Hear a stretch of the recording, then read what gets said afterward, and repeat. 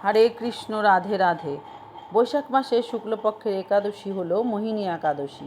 এই ব্রত পালনে সমস্ত পাপ মোহ থেকে মুক্তি পাওয়া যায়। পৌরাণিক কাহিনী অনুযায়ী সমুদ্র মন্থনের পরে অমৃত কলস রাক্ষসদের থেকে রক্ষা করতে এবং দেবতাদের অমৃত পান করাতে ভগবান বিষ্ণু এই তিথিতেই মোহিনী রূপ ধারণ করেছিলেন। এদিন উপবাস রাখা অত্যন্ত পুণ্যদায়ী বলে বিশ্বাস করা হয়।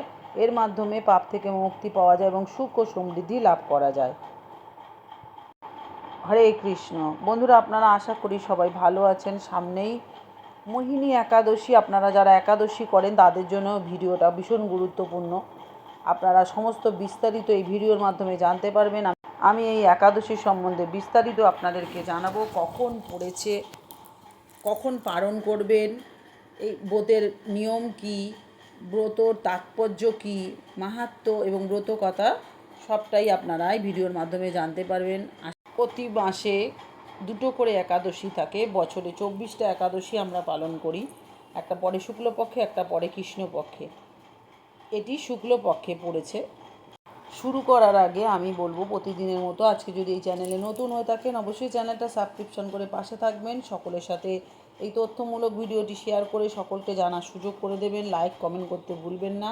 আর অবশ্যই অল বাটনে প্রেস করে রাখবেন, তাহলে আমি ভিডিও দিলেই আপনারা তৎক্ষণাৎ পেয়ে যাবেন। আর কমেন্ট বক্সে অবশ্যই ওম নমো ভগবতে বাসুদেবায় লিখে তারপরে আপনারা যাবেন। আসুন আমরা প্রথমেই জেনে নিই একাদশী তিথি কখন শুরু হচ্ছে।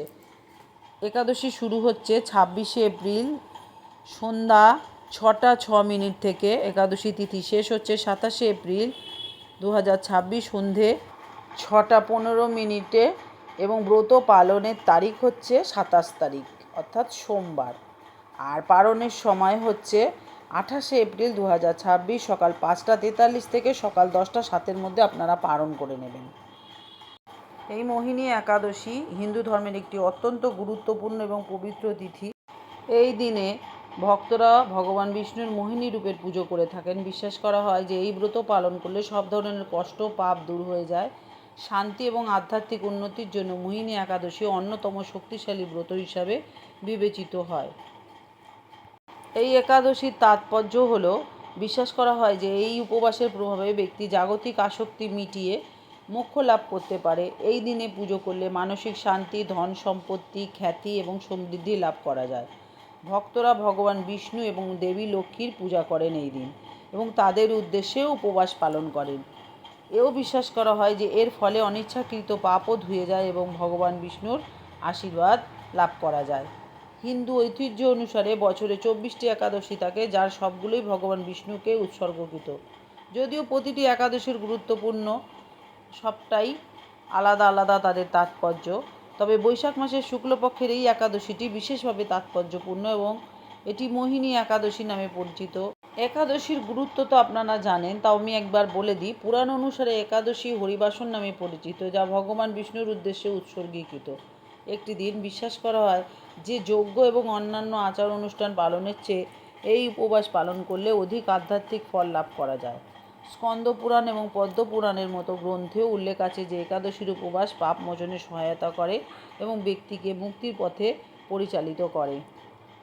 একাদশীর পুজো আপনারা কি করে করবেন একটু আপনাদের বলে দিই। মোহিনী একাদশীতে ব্রহ্ম মুহূর্তে খুব ভোরে উঠে স্নান করে নিন, হলুদ রঙের পোশাক পরুন, ভগবান বিষ্ণুর পুজো শুরু করুন। অবশ্যই সংকল্প করে নেবেন। সংকল্প মন্ত্র এবং পারণ মন্ত্রটা আমি দিয়ে দেবো। পরের দিন তো পারণ করতে হয়, আপনারা জানেন। পারণ পড়েছে আপনার মঙ্গলবার দিন। আমি সময়টা তো আগেই বলে দিলাম, আর আমি মন্ত্রটাও দিয়ে দেবো আপনাদের স্ক্রিনে। দুটোই মন্ত্র, সংকল্প মন্ত্র এবং পারণ মন্ত্র। আর বিষ্ণুর এই পুজো যখন আপনারা করবেন অবশ্যই একটা আসনে হলুদ বস্ত্র বিছিয়ে ভগবান বিষ্ণুকে প্রতিষ্ঠা করবেন। ওম নমো ভগবতে বাসুদেবায় মন্ত্রটা 108 বার পাঠ করবেন। পুজোর অংশ হিসাবে ধূপ, প্রদীপ এবং খাদ্যদ্রব্য ভগবানকে যা আপনার সাধ্যমতো নিবেদন করুন। হলুদ ফুল ফল অর্পণ করুন। যে কোনো ভুলের জন্য ক্ষমা প্রার্থনা করুন ভগবানের কাছে। সন্ধ্যায় আবার পুজো করুন। ভক্তি ভরে অনেকে রাত্রি জাগরণ করে, সেটাও আপনারা করতে পারেন। পরের দিন ব্রাহ্মণ ভোজন করান এবং উপবাস সমাপ্ত করুন, পালন করুন। বিশ্বাস করা হয় যে এই মোহিনী একাদশী যদি কেউ সম্পূর্ণ নিষ্ঠার সাথে পালন করে তখন তিনি এমন মহান পুণ্য অর্জন করতে পারেন যা তীর্থস্থানে ভ্রমণ করার থেকেও মহৎ কাজ এই একাদশী পালনে। আর যিনি এই একাদশী পালন করেন তিনি 1000 গরু দান করার সমান পুণ্য লাভ করেন। ব্যক্তি জন্ম ও মৃত্যু চক্র থেকে মুক্তি লাভ করে এবং মোক্ষ লাভ করে। তাই হিন্দু ধর্মে এই ব্রতটি অত্যন্ত গুরুত্বপূর্ণ। এই দিন কি করবেন না একটু আমি বলে দিই আপনাদেরকে। এই দিনে ভাত এবং রুটি, জব মানে পঞ্চশস্য খাওয়া থেকে বিরত থাকুন, কারণ এটি এই দিনে খারাপ কাজ বলে বিবেচিত হয়। এটি আপনার সৎকর্মকেও বাতিল করে দেয়।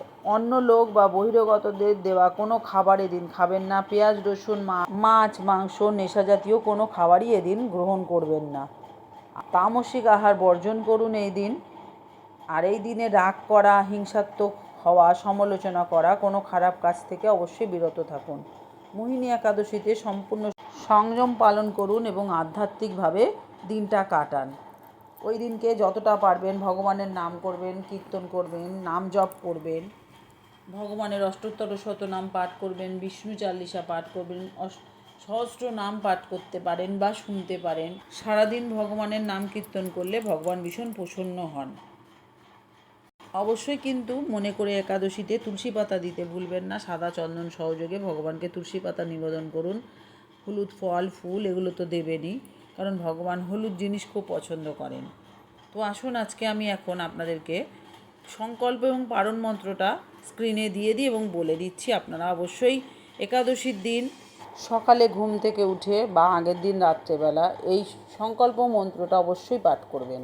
মন্ত্রটি হলো একাদশ্যম নিরাহারম স্থিত অহম অপরিহননী ভক্ষমি পুণ্ডরীকাক্ষম শরণ্যম মে ভবাচ্যুত। অর্থাৎ হে পুণ্ডরীকাক্ষ, হে অচ্যুত, একাদশীর দিন উপবাস থেকে এই ব্রত পালনের উদ্দেশ্যে আমি আপনার শরণাপন্ন হচ্ছি। এরপরে আপনারা পারণ মন্ত্রটা পাঠ করবেন পরের দিন, অর্থাৎ মঙ্গলবার। পারণ মন্ত্র সব দুটোই মন্ত্র কিন্তু 3 বার করে পাঠ করবেন। এবার পারণ মন্ত্রটা হলো একাদশ নিরাহারম ব্রতের নানো কেশব প্রসিদ্ধ সম্মুখনাথ জ্ঞান দৃষ্টিপদ ভব। হে কেশব, আমি অজ্ঞানরূপ অন্ধকারে নিমজ্জিত আছি। হে নাথ, এই ব্রত দ্বারা আমার প্রতি প্রসন্ন হয়ে আমাকে জ্ঞান চক্ষু প্রদান করুন। এই পারণ মন্ত্র পাঠ করে তারপরে আপনারা ব্রত ভঙ্গ করবেন, একাদশীর ব্রত। আসুন আজকে আমরা পবিত্র এই মোহিনী একাদশীর ব্রত কথা শ্রবণ করি। ব্রত করলে ব্রত কথা কিন্তু অবশ্যই শুনতে হয়, নচেত ব্রতের কোনো ফল লাভ করা যায় না। হরে কৃষ্ণ। একদা অর্জুন কৃষ্ণকে বললেন যে হে মধুসূদন, বৈশাখ মাসের শুক্লপক্ষের একাদশীর কি নাম এবং উপবাস করার কি নিয়ম দয়া করে আমাকে বিস্তারিত জানান। শ্রীকৃষ্ণ বলেন, হে অর্জুন, আমি এক পৌরাণিক কাহিনী শোনাচ্ছি। মহর্ষি বৈশিষ্ট্য এই কাহিনী শ্রীরামকে জানিয়েছিলেন। তুমি মন দিয়ে শোনো। একদা শ্রীরাম মহর্ষি বৈশিষ্ট্যকে জিজ্ঞাসা করলেন, হে গুরুশ্রেষ্ঠ, আমি জনকনন্দিনী সীতার বিয়োগে প্রচুর কষ্ট ভোগ করছি। অতএব কীভাবে আমার কষ্ট কমবে? আপনি আমাকে এমন কোনো ব্রত সম্পর্কে জানান যার দ্বারা আমার সমস্ত পাপ এবং কষ্ট নষ্ট হয়ে যায়। এর উত্তরে মহর্ষি বৈশিষ্ট্য জানান যে হে রাম, আপনি উত্তম প্রশ্ন জিজ্ঞাসা করেছেন। আপনার বুদ্ধি অত্যন্ত সুসাগ্র এবং পবিত্র। আপনার নাম স্মরণ মাত্রই মানুষ পবিত্র হয়ে যায়। লোকহিতে ভালো প্রশ্ন জিজ্ঞাসা করেছেন আপনি। আমি আপনার একটি একাদশীর ব্রত মাহাত্ম্য শোনাচ্ছি। বৈশাখ মাসের শুক্লপক্ষের একাদশী তিথির নাম মোহিনী একাদশী। এই একাদশীর উপবাস করলে ব্যক্তির সমস্ত পাপ এবং কলহ নষ্ট হয়ে যায়। এই উপবাসের প্রভাবে মানুষ মোহজাল থেকেও মুক্তি লাভ করে। অতএব হে রাম, দুঃখী ব্যক্তিরা অবশ্যই এই একাদশী ব্রত পালন করুন। এই ব্রতর প্রভাবে ব্যক্তির সমস্ত পাপ নষ্ট হয়ে যায়। শ্রদ্ধাসহ এর কাহিনী শুনুন। প্রাচীনকালে সরস্বতী নদীর তীরে ভদ্রাবতী নামক এক নগর ছিল। সেই নগরে দ্রুতিমান নাম রাজা একটি রাজত্ব করতেন। সেই নগরে এক বৈশ্য থাকতেন। তিনি ধনধান্যে পূর্ণ ছিলেন। তার নাম ছিল ধনপাল। তিনি ছিলেন ধর্মাত্মা এবং নারায়ণের ভক্ত। সেই নগরে একাধিক ভোজনালয়, জলছত্র, কুয়ো, পুকুর, ধর্মশালা, সড়ক, ফলের গাছ লাগিয়েছিলেন তিনি। এই ব্যবসায়ীর 5 কন্যা ছিল। তার জ্যৈষ্ঠ পুত্র ছিল পাপী এবং দুষ্ট। বেশ্যা এবং দুষ্টদের সঙ্গতিই ছিল তার। এরপর জুয়ায় মত্ত থাকতো সে। দেবতা পিতৃ কাউকে মান্য করতো না। বাবার অধিকাংশ অর্থই খারাপ কর্মে ব্যয় করতো সে। মদ্যপান মাংস ভক্ষণ ছিল তার নিত্যকর্ম। অনেক বোঝানো সত্ত্বেও সে যখন সঠিক পথে হাঁটতে পারেনি, তখন দুঃখী হয়ে তার বাবা এবং ভাইরা তাকে বাড়ি থেকে বের করে দেয়। বাড়ি থেকে বেরোনোর পর অলংকার এবং পোশাক বিক্রি করে জীবনযাপন শুরু হয় তার। তার অর্থ সমাপ্ত হওয়ায় বেশ্যা এবং বন্ধুরাও তার সঙ্গ ত্যাগ করে। তৃষ্ণা ক্ষুধায় চুরি করার কথাও চিন্তাভাবনা করতে থাকে। রাতে চুরি করে নিজের ক্ষুধা নিবৃত্তি করে সে। একদা তৃষ্ণা এবং ক্ষুধায় ব্যাকুল হয়ে সে খাবারের সন্ধানে বেরোয় এবং কৌণ্ডিল্য মুনির আশ্রমে গিয়ে পৌঁছায়। সেই সময় বৈশাখ মাস চলছিল। কৌণ্ডিল্য মুনি গঙ্গায় স্নান করে এসেছিলেন। তার ভেজা বস্ত্র থেকে কিছুটা জল ফোঁটা সেই পাপীর ওপর পড়ে যায়, যার জেরে তার শুভবুদ্ধি উদয় হয়। ঋষির সামনে হাত জোড় করে সে বলে, হে মহাত্মা, আমি এই জীবনে অনেক পাপ করেছি। দয়া করে আমাকে সেই পাপ থেকে মুক্তি লাভে সাধারণ উপায় জানান, যাতে কোনো অর্থ ব্যয় করতে না হয়। ঋষি বলেন, মন দিয়ে শোনো। বৈশাখ মাসের শুক্লপক্ষের একাদশীর ব্রত করো। এর নাম হচ্ছে মোহিনী একাদশী। এই উপবাস করলে তো সমস্ত পাপ নষ্ট হয়ে যাবে। ঋষির কথা শুনে সে অত্যন্ত প্রসন্ন হয় এবং তার বলা নিয়ম অনুযায়ী মোহিনী একাদশীর ব্রত পালন করে। হে শ্রীরাম, এই ব্রতর প্রভাবে তার সমস্ত পাপ নষ্ট হয়ে যায় ও অবশেষে গরুড়ে সওয়ার হয়ে বিষ্ণুলোকে গমন করে। সংসারে এই ব্রতের চেয়ে উত্তম আর কোনো ব্রত নেই। এই মাহাত্ম্য শ্রবণ এবং পাঠ করলে যে পুণ্য প্রাপ্ত হয় তা সহস্র গোদানের পুণ্যের সমান। অথ মোহিনী একাদশীর ব্রত কথা সমাপ্ত।